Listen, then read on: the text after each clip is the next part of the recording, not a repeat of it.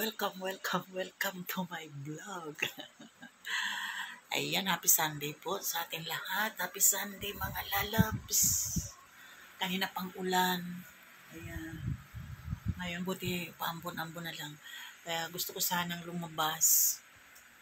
Kasi wala na kaming grocery ba. Takot ako maambunan kasi nadadala na baga ako mga lalabs na pag ako naambunan. So sinisipon na ako, inuubo. Sakit ang ulo, ganyan. Kaya, talaga akong labas pag ganitong mga oras. Ayan. Dalaw-dalaw ako dun sa mga friend natin na nagla-live. Ayan. Shoutout pala kay Medical TV. Nagbibingo siya ngayon. Nagbibingo siya. Ayan. Dito lang ako sa loob ng kwarto ko, paikot-ikot. Hindi makalabas. Pero maaga akong mga lalabs, maaga akong nagbabad ng lulutuin kong ulam mamaya. Ayan. Kasi nga maaga akong natutulog. Baka makatulog ako ng maaga, hindi ako makapagluto ng ulam nila Sid. Actually, meron akong niluto na ampalaya, ginataan kong ampalaya. So nilagyan ko siya ng hipon, kaya lang si Sid hindi kumakain ng hindi siya kumakain ng mga gulay-gulay. Yun ang problema ko sa bata na yun. Hindi siya kumakain ng mga gulay-gulay. Ayan, kamusta ang mga lalabs ko dyan? Ayan, ito ang ating kwarto. Ang ating bed. Ang dami kong samut-sari na mga Ayan, ang mga samut-sari kong mga paraphernalia, ang mga gamot. Ayan. Siguro almost 2 weeks na lagi akong nagpapadoktor. Kaya marami akong iniinom na gamot ngayon. Pero ang mga mild lang naman yung mga normal na sa mga, lalo pag tumatanda na. Ayan, nung isang araw nagpa-blood chem ako. So buti naman, thank you Lord naman kasi lahat ng mga ko is normal.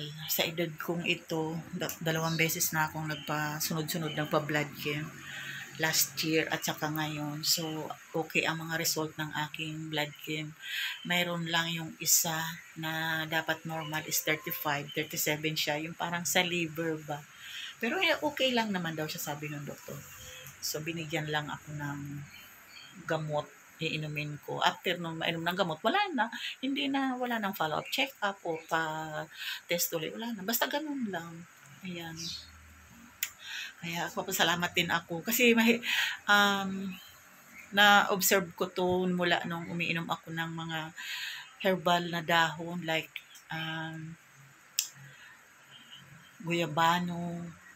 Nilalaga ko yung guyabanong dahon. Minsan haluan ko ng bayabas, so iniinom ko siya. So, siguro mahigit 1 year ko nang ginagawa.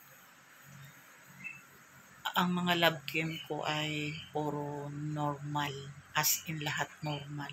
Tuwang-tuwa nga yung doktor kasi, ano ba ang kinakain mo? Sabi niya sa akin. So, ano kinakain? Normal na pagkain. Ayan. Hindi naman niya masabi na mahilig ka ba sa kanin or sa mga mantika or ano. Kasi halos normal, as in normal. Sugar ko normal. Bad cholesterol ko normal. Creatinine as in normal po. Yun lang isa na yun na dapat 35. Nag-37 siya. Pero wala namang problema daw dun. Wala namang problema. Kasi nung nakaraan kasi nag-UTI ako, yung ko ba saan ko naman nakuha yun na Parang ngayon lang yun na medyo tumaas ng yung isa na yun sa liver. Pero wala namang problema na. Basta kailangan ko lang uminom ng gamot para bumalik lang sa 35 yung So, maingat naman ako sa pagkain. Kasi ako naman hindi naman ako basta-basta kumakain ng yung may disiplina talaga. Sabi nga ng doktor, hindi ka mahilig sa matamis. Depende.